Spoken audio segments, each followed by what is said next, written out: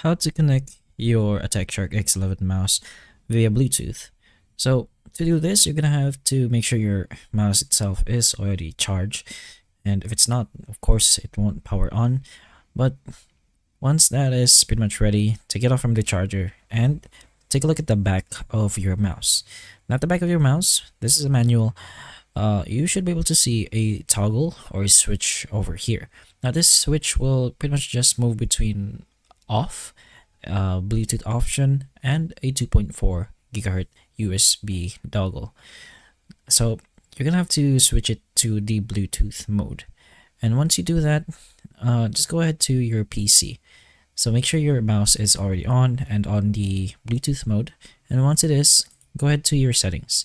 So navigate yourself to Bluetooth and devices and go to this section. This way you can go ahead and toggle your Bluetooth on. And once you do that, press on add devices. Once you press on add devices, you will see these options. So choose on the top one, which is the Bluetooth. This way you can go ahead and add your mouse. So if you did the switch correctly, and once you press on Bluetooth, you should be able to see the mouse, the Attack Shark X11 mouse, on the available devices you can connect to. Just go ahead and choose that one, and you should be able to connect your PC to the mouse itself, or I mean the mouse to the PC. But that's pretty much how you can connect your Attack Shark X11 mouse via Bluetooth. It's pretty simple, a few steps only. So hopefully the information of this video can help you, and if it can, please like and subscribe for more videos like this, and that's all.